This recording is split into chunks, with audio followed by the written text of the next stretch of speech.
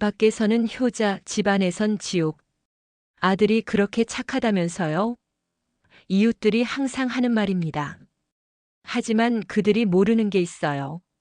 문이 닫히는 순간 그 착한 아들은 악마로 변한다는 것을요. 오늘은 50년을 함께 살아온 제 아들의 진짜 모습을 여러분께 고백하려 합니다. 믿기 어려우시겠지만 이 모든 것이 진실입니다. 일부. 아들이 그렇게 착하다면서요. 저는 올해 73, 아들과 단둘이 살고 있는 할머니입니다. 남편은 10년 전에 세상을 떠났고 아들은 48살의 미혼 남성이에요. 겉으로 보기엔 정말 모범적인 가정입니다. 아들은 대기업에 다니는 과장이고 매달 생활비도 꼬박꼬박 드리거든요. 어머, 진짜 효자시네요. 요즘 이런 아들 어디서 찾아요? 부럽습니다, 정말. 우리 아들은 결혼하고 나서는 연락도 잘 안 해요. 아들 키운 보람이 있으시겠어요. 이런 말들을 들을 때마다 저는 억지로 웃어야 했습니다. 가슴이 터질 것 같았지만요. 이웃들 앞에서 아들은 정말 완벽했거든요. 아픈 어머니를 부축해서 병원에 데려가고 무거운 쇼핑백을 대신 들어주고 저녁에는 제가 좋아하는 과일을 사다 주기도 했어요. 어머니, 몸조리 잘하세요. 무리하지 마시고요. 이웃들이 듣기에는 정말 다정한 아들의 목소리였죠. 하지만 저만 알고 있었어요. 그 목소리 뒤에 숨겨진 차가운 위협을요. 집에만 들어가면 완전히 다른 사람이 된다는 것을요. 마트에서 만난 이웃 아주머니가 그러더라고요. 아이고, 부럽다 정말. 우리 집 애는 용돈도 안 주는데 효자 아들 두셨네. 복 받으실 거예요. 그 순간 아들이 제 어깨에 손을 올리며 말했어요. 어머니께서 저를 잘 키워주셨으니까요. 당연한 일이죠. 모든 게 완벽한 연기였습니다. 저는 그때도 웃어야 했어요. 이웃들 앞에서만큼은 말이에요. 하지만 아들의 손이 제 어깨를 꽉 잡는 힘에서 저는 경고를 느꼈습니다. 함부로 말하지 마라는 무언의 협박이었죠. 집으로 돌아가는 길, 아들은 줄곧 밝은 표정을 유지했어요. 지나가는 이웃들에게 인사도 정중히 하고 저를 조심스럽게 부축하기도 했죠. 하지만 제가 느끼는 건 보호가 아니라 감시였어요. 혹시 제가 이상한 말을 하지 않을까 지켜보는 느낌이었거든요. 아들 정말 잘 키우셨어요. 저런 아들 둔 게 부러워요. 효자 아들 덕분에 마음이 든든하시겠어요. 이런 말들이 들릴 때마다 아들은 더욱 다정한 척했어요. 제 팔을 살짝 잡아당기며 빨리 가자는 신호를 보내면서도 겉으로는 웃고 있었죠. 그 웃음이 얼마나 무서운지 모르실 거예요. 가면 뒤에 숨겨진 진짜 얼굴을 아는 저로서는요. 동네 슈퍼 아저씨도 항상 그래요. 어머님 참 복 받으셨어요. 아들이 매일 장 봐드리고 약도 사다 드리고. 요즘 보기 드문 효자예요. 그때마다 아들은 겸손한 척 대답했어요. 당연한 일인데요. 어머니 혼자 계시는데 제가 안 챙겨드리면 누가 챙겨드려요. 완벽한 연기였죠. 하지만 저는 알고 있었어요. 집에 들어가는 순간 그 모든 게 사라진다는 것을요. 2부. 문이 닫히는 순간 그 아이는 변했다. 현관문이 딸깍하고 잠기는 소리. 저에게는 지옥의 시작을 알리는 신호였어요. 밖에서 그렇게 다정했던 아들이 문이 닫히자마자 완전히 다른 사람이 됐거든요. 휴, 진짜 짜증나. 왜 그렇게 오래 떠들었어? 빨리 들어오라고 했잖아. 목소리부터 달랐어요. 밖에서는 그렇게 부드럽던 목소리가 순식간에 차갑고 날카로워졌죠. 얼굴 표정도 완전히 바뀌었어요. 아까까지 미소 짓던 입꼬리가 굳어졌고 눈빛은 무서울 정도로 차가워졌어요. 또 뭔 헛소리 하려고 했어? 괜히 이상한 말해서 사람들한테 오해 사지 마. 저는 아무 말도 안 했는데도 이런 말을 하는 거예요. 마치 제가 뭔가 잘못을 저지른 것처럼요. 신발을 벗으면서도 계속 중얼거렸어요. 진짜 골치 아프네. 나이 먹어서 점점 더 말이 많아져. 조용히 있으면 안 되나? 저는 그냥 이웃과 인사만 나눈 건데도 말이에요. 아들은 제가 밖에서 사람들과 대화하는 것 자체를 싫어했어요. 혹시 제가 집안 이야기를 할까봐 두려워하는 것 같았거든요. 거실로 들어가자마자 아들이 소파에 던지듯 앉으며 말했어요. 물 가져와. 명령조였어요. 부탁이 아니라 명령이었죠. 저는 서둘러 부엌으로 가서 찬물을 떠왔어요. 조금이라도 늦으면 짜증을 낼 게 뻔했거든요. 아, 진짜. 왜 이렇게 미지근해? 차가운 물 달라고 했잖아. 물이 충분히 차가웠는데도 불만이었어요. 저는 다시 부엌으로 가서 얼음을 넣어서 가져다 드렸죠. 그리고 오늘 저녁 뭐 해? 또 대충 때울 거야? 아침에 이미 저녁 메뉴를 말씀드렸는데도 물어보는 거예요. 일부러 저를 긴장시키려는 것 같았어요. 갈비찜 하려고 고기 해동해뒀어요. 갈비찜? 어제도 고기였잖아. 맨날 똑같은 거만 해주면 어떡해? 어제는 불고기였는데 갈비찜과는 전혀 다른 요리였어요. 하지만 저는 반박할 수 없었어요. 그러면 더 화를 낼 테니까요. 그럼 뭘 해드릴까요? 알아서 해. 왜 나한테 물어봐? 결국 답도 안 해주면서 저를 탓하는 거죠. 이런 일이 매일 반복됐어요. TV를 켜더니 볼륨을 엄청 크게 했어요. 그러고는 저에게 소리쳤어요. 시끄러워 죽겠네. 조용히 좀 해. 제가 아무 소리도 안 냈는데 말이에요. 그냥 제가 거실에 있는 것 자체가 거슬리는 것 같았어요. 방에 들어가 있어. 여기서 왜 서 있어? 저는 할 수 없이 방으로 들어갔어요. 그런데 30분도 안 돼서 또 부르는 거예요. 어디 있어? 빨리 와. 뭔가 잘못했나 싶어서 급하게 나갔더니 그냥 심심해서 부른 거였어요. 앉아서 뭐 해? 집안일은 안 하고. 아직 점심도 치우지 않았는데 또 뭔가 하라는 거죠. 결국 저는 다시 부엌으로 가서 설거지를 하고 바닥을 닦고 빨래를 개기 시작했어요. 그런데 또 불러요. 물 떨어져 간다고 했잖아. 언제 사러 갈 거야? 아침에 물통을 확인했을 때는 충분히 있었거든요. 하지만 저는 당장 나가서 물을 사와야 했어요. 혹시라도 물이 떨어지면 그게 다 제 탓이 될 테니까요. 이게 매일의 일상이었어요. 밖에서는 그렇게 착한 아들이 집에만 들어오면 완전히 다른 사람이 되는 거예요. 마치 두 개의 인격이 있는 것처럼요. 3부. 이 늙은이가 뭘 안다고. 가장 견디기 힘든 건 아들의 폭언이었어요. 특히 저를 무시하고 깔보는 말들은 정말 가슴에 비수가 꽂히는 것 같았거든요. 어느 날 저녁 저는 평소보다 조금 늦게 밥상을 차렸어요.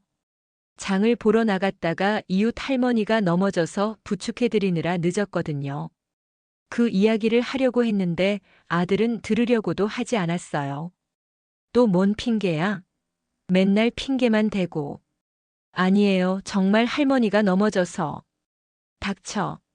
이 늙은이가 뭘 안다고 자꾸 말대꾸해. 그 순간 정말 충격이었어요.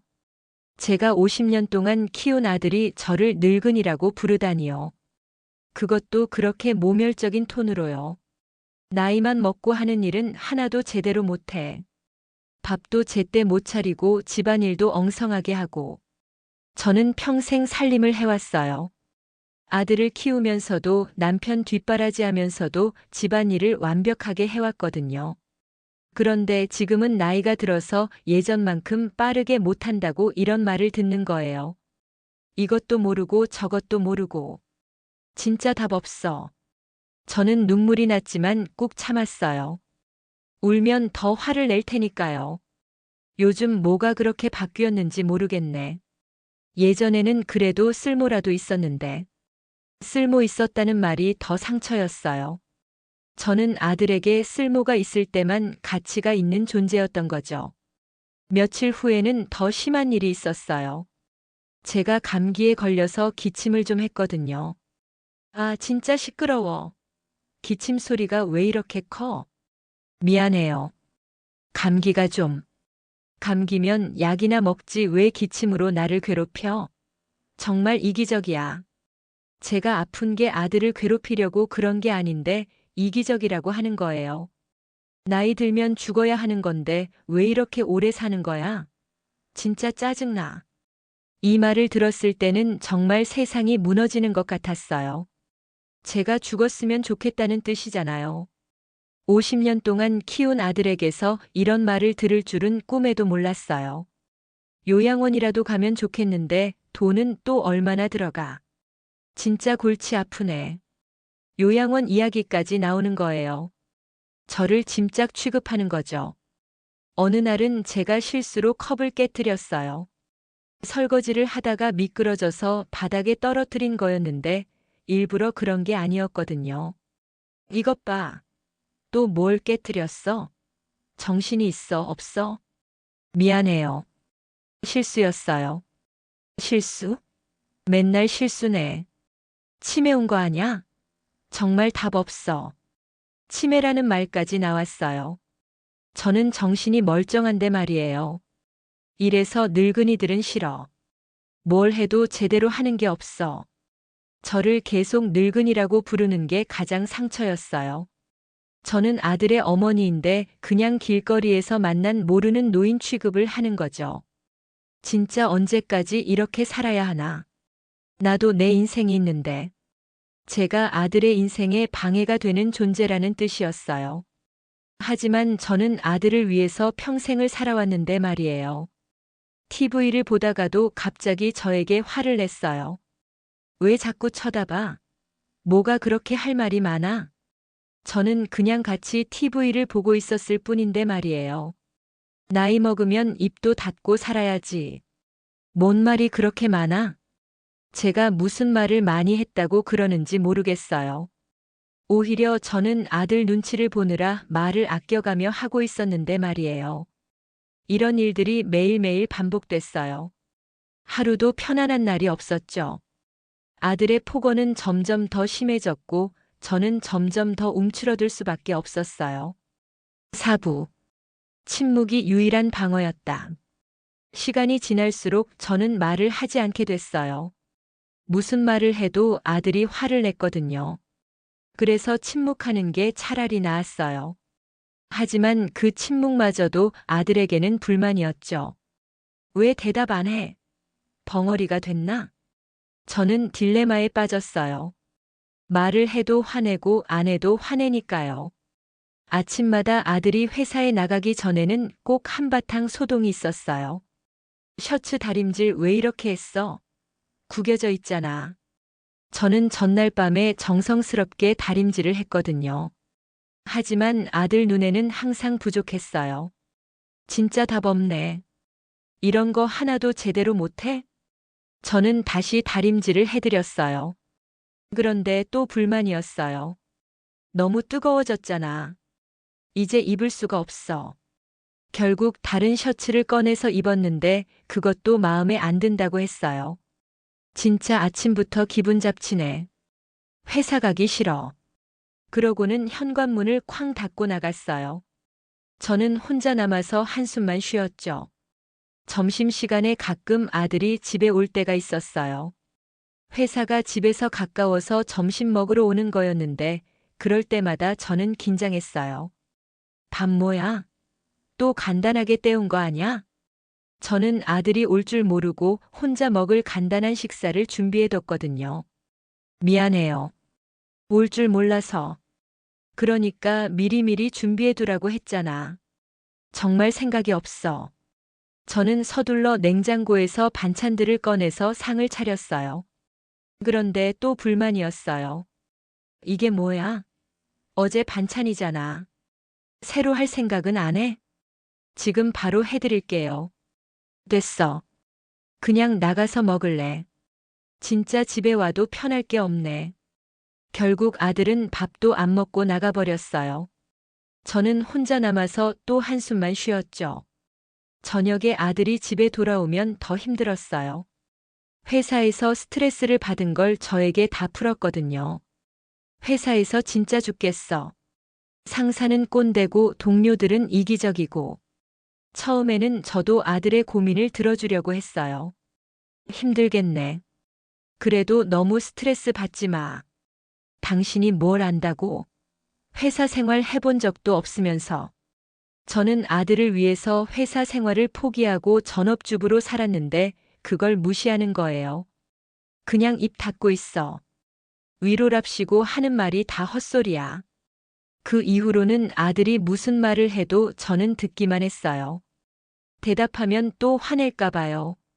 하지만 듣기만 하는 것도 문제였어요. 대답은 해야지. 나 혼자 말하는 거야? 응, 그래. 응, 그래가 뭐야? 성의 없게. 진짜 대화가 안 돼. 결국 뭘 해도 틀렸어요. 저는 점점 더 말을 아끼게 됐고 아들의 눈치만 보며 살게 됐어요. 밤에 잠들기 전에는 항상 내일은 좀 나을까 하는 희망을 가져봤어요. 하지만 다음 날이 되면 똑같은 일이 반복됐죠. 어느 날 밤 저는 정말 견딜 수 없어서 작은 소리로 흐느꼈어요. 그런데 아들이 들었나 봐요. 왜 또 울어? 뭐가 그렇게 서러워? 아니에요. 괜찮아요. 괜찮으면 왜 울어? 진짜 답 없네. 저는 그 이후로는 울음소리조차 내지 않으려고 노력했어요. 베개에 얼굴을 파묻고 조용히 눈물만 흘렸죠. 침묵이 제 유일한 방어 수단이었어요. 하지만 그 침묵 속에서 저는 점점 더 외로워졌고 점점 더 작아져 갔어요. 오후. 명절날 거칠에는 완벽했다. 추석이나 설날 같은 명절은 저에게 가장 고통스러운 시간이었어요. 아들의 연기가 절정에 달하는 날이었거든요. 작년 추석날이었어요. 아들의 고모님과 삼촌이 오셨는데 그날의 아들은 정말 완벽한 효자였어요. 어머니, 앉아 계세요. 제가 다 준비할게요. 평소에는 설거지 하나 도와주지 않던 아들이 갑자기 앞치마까지 두르고 나서는 거예요. 손님들이 보는 앞에서 말이죠. 아이고, 정말 효자네. 부럽다, 형수야. 고모님이 그러시니까 아들이 더욱 겸손한 척 했어요. 당연한 일인데요. 어머니가 연세도 있으신데 너무 고생하시면 안 되죠. 저는 그 말을 듣고 있을 수가 없었어요. 평소에는 제가 조금만 느려도 짜증을 냈으면서 말이에요. 어머니, 약 드실 시간이에요. 물 가져다 드릴게요. 아들이 정말 다정하게 저에게 물을 가져다 줬어요. 손님들은 감탄했죠. 와, 정말 세심하다. 우리 아들들도 좀 배웠으면 좋겠네. 그런데 저만 알 수 있었어요. 아들이 제 어깨에 손을 올릴 때 살짝 꼬집는 것을요. 조용히 하라는 경고였죠. 점심 준비를 할 때도 마찬가지였어요. 어머니는 편히 계세요. 제가 다 할게요. 실제로 아들이 전을 부치고 나무를 묻히는 걸 도와줬어요. 하지만 손님들이 안 보이는 곳에서는 달랐어요. 왜 이렇게 느려? 빨리 좀 해. 속삭이듯 말하면서 저를 재촉했어요. 팥썰기 왜 이렇게 크게 해? 다시 해. 제가 평생 해온 요리인데도 이런 식으로 지적했어요. 점심상을 차릴 때는 더 심했어요. 어머니가 직접 하시겠다고 하셔서요. 말려도 안 들으셔서. 마치 제가 고집을 부려서 혼자 한 것처럼 말하는 거예요. 실제로는 아들이 시킨 일인데 말이죠. 아들이 있는데 왜 그렇게 고생하세요? 좀 쉬셔야죠. 삼촌이 그러시니까 아들이 대답했어요. 그러게요. 제가 아무리 말해도 안 들으세요. 워낙 부지런하셔서. 완전히 거짓말이었어요. 저는 아들 때문에 쉴 수가 없었는데 말이에요. 식사 중에도 아들의 연기는 계속됐어요. 어머니, 고기 좀 더 드세요. 살 좀 찌우셔야 해요. 평소에는 제가 밥을 많이 먹으면 돼지냐고 했으면서 말이에요. 어머니 입맛이 없으셔서 걱정이에요. 병원도 모셔가야 할 것 같고요. 저는 입맛이 없는 게 아니라 스트레스 때문에 잘 못 먹는 건데 마치 제가 아픈 것처럼 말하는 거예요. 아들이 이렇게 신경 써주는데 정말 든든하시겠어요. 고모님의 말에 저는 웃어야 했어요. 하지만 그 웃음이 얼마나 억지스러웠는지 모르실 거예요. 오후에 차례를 지낼 때도 마찬가지였어요. 어머니, 무릎 아프시죠? 제가 대신 절하겠습니다. 정말 효자처럼 행동했어요. 하지만 손님들이 화장실에 간 사이 저에게 속삭였어요. 괜히 이상한 소리 하지 마. 알겠지? 위협이었어요. 혹시라도 제가 평소 이야기를 할까봐 미리 경고하는 거였죠. 저녁이 되어서 손님들이 돌아가실 때는 정말 완벽한 연기를 보여줬어요. 어머니 혼자 계시는데 제가 잘 모셔야죠. 걱정 마세요. 정말 효자 아들 둬서 부럽네요. 형수님은 복 받으셨어요. 손님들이 가신 후 아들의 가면이 벗겨졌어요. 휴, 진짜 피곤해 죽겠네. 왜 이렇게 오래 있다 가는 거야? 아까까지 그렇게 반가워했으면서 말이에요. 설거지나 빨리 해. 보기 싫게 계속 쌓여있네. 명절 내내 제가 준비하고 치웠는데도 고마운 말 한마디 없었어요. 다음에는 좀 더 신경 써서 해. 창피하게 왜 이렇게 음식을 못해? 손님들 앞에서는 제 요리를 극찬했으면서 뒤에서는 이런 말을 하는 거예요. 그날 밤 저는 정말 허탈했어요. 하루 종일 연기하느라 지쳤는데 결국 아무것도 바뀌지 않았거든요. 오히려 손님들이 아들을 더 좋게 평가하게 만든 것 같아서 더 우울했어요. 6부. 나를 사람 취급하지 않았다. 가장 견디기 힘든 건 아들이 저를 사람으로 취급하지 않는다는 거였어요. 마치 저는 감정이 없는 기계나 하인 같은 존재였죠. 아들이 친구들과 통화할 때를 들으면 더욱 확실히 알 수 있었어요. 우리 집? 그냥 혼자 살아. 어머니? 어머니는 뭐? 그냥 있어. 저를 없는 사람 취급하는 거예요. 50년을 함께 살았는데 그냥 있는 존재라고 하다니요. 불편해? 뭐가 불편해? 그냥 집 관리해주는 사람이잖아. 집 관리해주는 사람이라는 표현이 가슴에 와 닿았어요. 저는 아들의 어머니인데 그냥 도움을 주는 사람 정도로 생각하는 거죠. 아들 친구가 집에 놀러 온 적이 있었어요. 그때 아들의 태도를 보고 정말 충격을 받았어요. 물 좀 가져와. 친구 앞에서 저를 하인처럼 부르는 거예요. 어머니, 안녕하세요. 친구가 인사를 했는데 아들이 말했어요. 아, 신경 쓰지 마. 그냥 집에 있는 사람이야. 그 말을 들은 친구도 어색해했어요. 하지만 아들은 전혀 미안해하지 않았어요. 과일도 좀 깎아서 가져와. 빨리. 저는 서둘러 과일을 준비했어요. 그런데 아들이 친구에게 말하는 걸 들었어요. 편하지? 뭐든지 시키면 다 해줘. 저를 마치 가전제품처럼 말하는 거예요. 버튼만 누르면 작동하는 기계처럼요. 제가 감기에 걸렸을 때도 마찬가지였어요. 기침 소리 좀 작게 해. 시끄러워. 제가 아픈 건 전혀 신경 쓰지 않고 자신의 불편함만 생각하는 거예요. 약 사러 가야 하나? 그래도 약이라도 사다 주려나 했는데 이어지는 말이 더 충격이었어요. 돈 아깝네. 그냥 참고 나으면 되잖아. 제가 아파도 약값이 아깝다는 거예요. 하지만 자신이 조금만 아파도 비싼 약을 사다가 먹었거든요. 제가 허리가 아파서 일어나기 힘들어할 때도 그랬어요. 또 뭐가 아프다는 거야? 맨날 어디가 아프네. 제가 연기하는 것처럼 말하는 거예요. 나이 들면 아픈 게 당연한 거야. 참고 살아야지. 하지만 정작 자신은 조금만 피곤해도 난리였어요. 머리 아파 죽겠네. 조용히 좀 해. 저는 아무 소리도 안 냈는데 말이에요. 아들이 회사에서 돌아온 후 저녁을 먹을 때의 일이에요. 반찬 이게 뭐야? 어제랑 똑같잖아. 오늘 새로 만든 건데요. 거짓말 하지 마. 나 바보 아니야. 제가 거짓말쟁이 취급을 받는 거예요. 실제로는 새로 만든 반찬인데 말이에요. 음식도 제대로 못하면서 핑계만 늘었네. 평생 요리를 해온 저를 무시하는 거죠.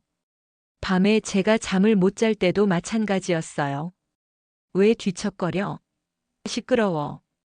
제가 나이가 들어서 잠이 잘 안 온다고 했더니 이렇게 말하는 거예요. 그럼 약 먹고 자든지. 나까지 잠 못 자게 하지 말고. 제 고통은 전혀 이해하려 하지 않았어요. 어느 날은 제가 목욕을 하려고 했는데 아들이 말했어요. 물 너무 많이 쓰지 마. 수도세 나온다. 제가 깨끗이 씻으려고 하는 것도 돈 때문에 제한하는 거예요. 그리고 너무 오래 들어가 있지도 마. 나도 씻어야 하니까. 저는 일주일에 2번 정도만 목욕을 했는데도 이런 말을 하는 거예요. TV를 볼 때도 마찬가지였어요. 채널 좀 돌려봐도 돼? 안 돼. 이거 보고 있잖아. 제가 먼저 보고 있었는데도 무조건 아들 위주였어요. 그럼 방에 들어가 있어. 여기서 왜 앉아 있어? 거실에 앉아 있을 권리조차 없는 거죠. 이런 일들이 매일 반복되면서 저는 점점 더 작아졌어요. 나 자신이 정말 가치 없는 존재처럼 느껴졌거든요. 7부. 남몰래 쓴 쪽지 한 장. 더 이상 견딜 수 없어서 저는 용기를 내어 도움을 요청해 보기로 했어요. 하지만 누구에게 어떻게 말해야 할지 몰랐어요. 아들이 밖에서는 워낙 좋은 이미지였거든요. 처음에는 동네 복지관에 전화를 해보려고 했어요. 하지만 아들이 집에 있을 때는 전화를 할 수가 없었어요. 혹시 들을까 봐요. 그래서 생각해낸 게 쪽지였어요. 아들이 회사에 간 사이에 작은 종이에 글을 썼어요. 도와주세요. 아들이 저를 괴롭혀요. 하지만 밖에서는 착한 척해서 아무도 믿어주지 않아요. 정말 힘들어요. 하지만 이 쪽지를 어떻게 전달할지가 문제였어요. 아들이 제 모든 행동을 감시하고 있었거든요. 마트에 갈 때 계산하는 아주머니에게 줄까도 생각했지만 용기가 나지 않았어요. 혹시 아주머니가 이상하게 생각할까 봐요. 그러다가 병원에 가게 됐어요. 혈압약을 받으러 가는 길이었는데 아들이 따라왔어요. 혼자 가면 또 뭔 소리 할지 모르니까. 저를 믿지 않는다는 뜻이었어요. 병원에서도 아들은 저를 한 번도 혼자 둬주지 않았어요. 접수할 때도 옆에 있고 진료실에도 같이 들어갔어요. 어머니가 요즘 건망증이 좀 있으셔서 제가 같이 왔어요. 의사 선생님께 거짓말을 하는 거예요. 저는 건망증이 전혀 없었는데 말이에요. 그래도 아들이 정성스럽게 모시네요. 효자시군요. 의사 선생님도 아들을 칭찬했어요. 저는 그 순간 정말 절망스러웠어요. 화장실에 갔을 때 간호사분께 쪽지를 줄까 생각했지만 아들이 화장실 앞에서 기다리고 있어서 못했어요. 집으로 돌아오는 길에 아들이 말했어요. 괜히 이상한 소리 하지 않아서 다행이네. 앞으로도 그렇게만 해. 제가 뭔가 말할까봐 경계하고 있었던 거예요. 며칠 후 저는 다시 용기를 내서 동네 이웃에게 도움을 요청해 보기로 했어요. 가장 가까운 옆집 아주머니였어요. 실례지만 할 말이 있어서요. 네, 뭔데요? 사실은. 그런데 말을 꺼내려니까 목이 막혔어요. 정말 믿어줄까 하는 의심도 들었고요. 아들이 좀. 아, 효자 아들 말씀하시는 거예요? 정말 부러워요. 아주머니도 이미 아들에 대한 고정관념이 있었어요. 저는 더 이상 말을 할 수가 없었어요. 아, 아니에요. 별거 아니에요. 결국 포기했어요. 밤에 혼자 있을 때 일기장에라도 써보려고 했어요. 하지만 아들이 제 물건들을 뒤지는 걸 봤거든요. 어디 있나? 뭔가를 찾으면서 제 서랍을 마음대로 열어보는 거예요. 뭘 찾으세요? 볼펜 어디 있어? 볼펜은 거실에 있었는데 굳이 제 방까지 와서 뒤지는 거예요. 혹시 제가 뭔가 숨겨둔 게 있나 확인하는 것 같았어요. 그래서 일기도 쓸 수가 없었어요. 들키면 큰일 날 것 같았거든요. 어느 날 새벽에 정말 견딜 수 없어서 112에 전화를 해볼까 생각했어요. 하지만 전화기는 거실에 있었고 아들이 잠든 사이에 나가서 전화하기에는 너무 무서웠어요. 결국 저는 아무에게도 도움을 요청할 수 없었어요. 쪽지 한 장조차 제대로 전달할 수 없었죠. 점점 더 고립되어 가는 느낌이었어요. 8부. 복지사가 처음 우리 집에 왔던 날. 그러던 중 예상치 못한 일이 일어났어요. 동네 복지관에서 독거노인 방문 서비스를 한다며 복지사가 찾아온 거예요. 안녕하세요. 지역 복지관에서 나왔습니다. 혹시 어르신 혼자 계세요? 그때 마침 아들이 회사에 가고 없었어요. 저는 가슴이 두근거렸어요. 드디어 누군가에게 말할 기회가 온 거였죠. 네, 들어오세요. 복지사는 20대 후반으로 보이는 젊은 여성이었어요. 어르신 혹시 생활하시면서 불편한 점은 없으세요? 저는 망설였어요. 정말 말해도 될까요? 사실은 그때 현관문이 열리는 소리가 났어요. 아들이 뭔가를 깜빡하고 가져가려고 돌아온 거였어요. 누구세요? 아들이 복지사를 보고 물어봤어요. 안녕하세요. 복지관에서 나온 김미영입니다. 아, 그렇군요. 무슨 일로 오셨어요? 아들의 목소리가 갑자기 다정해졌어요. 밖에서처럼 말이에요. 독거노인분들 안부 확인차 방문하고 있어요. 독거노인이요? 저희 어머니는 저랑 같이 살고 있는데요. 아들이 웃으면서 말했어요. 아, 죄송해요. 잘못 파악했나 보네요. 괜찮아요. 어머니 챙겨주시려고 오신 거니까 감사하죠. 완벽한 효자의 모습이었어요. 어머니, 불편한 거 없으시죠? 제가 잘 모시고 있으니까 걱정 마세요. 복지사에게 말하면서 저를 쳐다보는 아들의 눈빛이 무서웠어요. 경고하는 눈빛이었죠. 어머니가 혼자 계실 때가 많아서 외로워하실까봐 걱정이에요. 제가 회사 때문에 바쁘거든요. 마치 저를 걱정하는 착한 아들처럼 연기하는 거예요. 효자 아들 두셨네요. 부럽습니다. 복지사도 아들에게 호감을 보였어요. 당연한 일이죠. 어머니가 저를 키우시느라 고생하셨는데. 저는 그 말을 들으면서 속이 쓰렸어요. 정말 그렇게 생각한다면 왜 평소에는 그렇게 대하는 걸까요? 혹시 어르신 건강상 문제는 없으세요? 복지사가 저에게 물어봤어요. 저는 대답하려고 했는데 아들이 먼저 대답했어요. 혈압이 좀 있으셔서 정기적으로 병원에 모셔다 드리고 있어요. 약도 빼먹지 않게 챙겨드리고요. 아들분이 정말 세심하시네요. 저는 점점 더 말할 기회를 잃어갔어요. 어머니, 혹시 말씀하고 싶은 거 있으세요? 복지사가 다시 저에게 물어봤어요. 저는 아들을 힐끗 쳐다봤는데 아들이 저를 빤히 쳐다보고 있었어요. 아, 아니에요. 괜찮아요. 저는 결국 아무 말도 할 수 없었어요. 어머니가 좀 소심하세요. 사람들 앞에서 말씀을 잘 안 하시거든요. 아들이 저를 소심하다고 표현했어요. 하지만 정작 저를 소심하게 만든 건 아들이었죠. 그래도 아들분이 잘 챙겨주시니까 든든하시겠어요. 네, 감사해요. 정말 착한 아들이에요. 저는 거짓말을 해야 했어요. 아들이 지켜보고 있는 상황에서는 다른 말을 할 수가 없었거든요. 복지사가 돌아간 후 아들의 태도가 바뀌었어요. 괜히 이상한 소리 안 해서 다행이네. 앞으로도 그렇게만 해. 위협이었어요.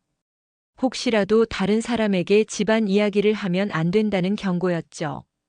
복지사라는 게 별거 없네. 쉽게 속네. 아들은 자신의 연기가 성공했다고 생각하는 것 같았어요. 그날 밤 저는 정말 절망스러웠어요. 드디어 도움을 요청할 기회가 왔는데 결국 놓쳐버린 거였거든요. 언제 또 이런 기회가 올지 모르는데 말이에요. 9부. 아들은 지금도 이웃에겐 효자입니다. 결국 저는 계속 이 상황 속에서 살아가고 있어요. 아들은 여전히 밖에서는 완벽한 효자고 집안에서는 저를 괴롭히는 사람이죠.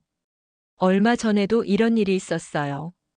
이웃 할머니가 넘어져서 다치셨는데 아들이 병원까지 모셔다 드렸거든요. 정말 고마워요. 착한 아들 둬서 부럽습니다. 할머니가 고마워하시니까 아들도 뿌듯해했어요. 당연한 일이죠. 어르신들은 모두 우리 부모님 같은 분들이니까요. 완벽한 말이었어요. 하지만 정작 자신의 어머니인 저에게는 그런 마음이 전혀 없으면서 말이에요. 집에 돌아와서는 또 달랐어요. 괜히 남의 일에 나섰네. 피곤해 죽겠어. 밖에서는 그렇게 기꺼이 도와준 것처럼 행동했으면서 말이에요. 이제 온 동네에서 나를 더 좋게 볼 거야. 괜찮은 일이었네. 아들에게는 그냥 자신의 이미지를 위한 일이었던 거예요. 요즘도 아들은 여전해요. 밖에서 만나는 이웃들은 모두 아들을 칭찬하죠. 효자 아들이 있어서 든든하시겠어요. 요즘 같은 세상에 저런 아들이 어디 있어요? 복 받으셨네요, 정말. 저는 이런 말을 들을 때마다 씁쓸해요. 사람들이 아는 아들과 제가 아는 아들이 완전히 다르거든요. 며칠 전에는 아들이 동네 반상회에 나가서 독거노인 돌봄에 대한 의견을 냈다고 하더라고요. 혼자 사시는 어르신들 많이 챙겨드려야 해요. 가족이 있는 저희가 더 관심 가져야죠. 완벽한 말이에요. 하지만 정작 자신의 어머니는 제대로 돌보지 않으면서 말이에요. 이웃들은 아들을 더욱 존경하게 됐어요. 정말 생각이 깊으시네요. 아드님 같은 분이 많아야 하는데, 저는 이런 말을 들을 때마다 복잡한 심정이에요. 아들이 정말로 그런 마음을 가지고 있다면 좋겠지만, 저는 그게 다 연기라는 걸 알고 있거든요. 집에서는 여전히 똑같아요. 저를 무시하고 함부로 대하고 폭언을 일삼죠. 왜 이렇게 느려? 답답해. 또 뭘 잘못했어? 제대로 하는 게 없네. 나이만 먹고 쓸모는 없어. 이런 말들을 매일 들으면서 살고 있어요. 하지만 밖에서는 여전히 완벽한 효자예요. 저를 부축해서 걸어주고 무거운 것도 대신 들어주고 다정한 말도 해주죠. 어머니 조심하세요. 무리하지 마세요. 제가 다 할게요. 모든 게 연기라는 걸 아는 건 저뿐이에요. 가끔은 정말 미칠 것 같아요. 사람들이 아들을 칭찬할 때마다 저는 진실을 말하고 싶어져요. 하지만 누가 믿어줄까요? 모든 사람이 아들을 좋게 보고 있는데 말이에요. 오늘도 마트에서 만난 아주머니가 그랬어요. 아들이 정말 잘해드리네요. 부럽습니다. 저는 웃어야 했어요. 억지로라도요. 네, 감사해요. 하지만 마음속으로는 울고 있었어요. 언제까지 이렇게 살아야 할까요? 아들은 지금도 동네에서는 효자로 통하고 있어요. 앞으로도 계속 그럴 거예요. 저만 진실을 알고 있는 채로 말이에요. 어쩌면 제가 죽을 때까지 이 비밀은 계속 비밀로 남을지도 몰라요. 사람들은 마지막까지 아들을 효자라고 기억할 거고, 저는 효자 아들을 둔 복받은 어머니로 기억될 거예요. 하지만 저만은 알고 있어요. 진짜 아들의 모습을요. 그 이중적인 얼굴을요. 이 이야기를 들으시는 여러분께 말씀드리고 싶어요. 겉모습만으로 사람을 판단하지 마세요. 특히 가족 관계는 더욱 복잡하고 어려울 수 있어요. 혹시 주변에 저와 같은 상황에 있는 분이 있다면 관심을 가져주세요. 작은 관심이 큰 도움이 될 수 있거든요. 저는 오늘도 아들의 이중적인 얼굴을 보며 살아가고 있어요. 밖에서는 효자, 집안에서는 지옥. 이것이 제 현실입니다.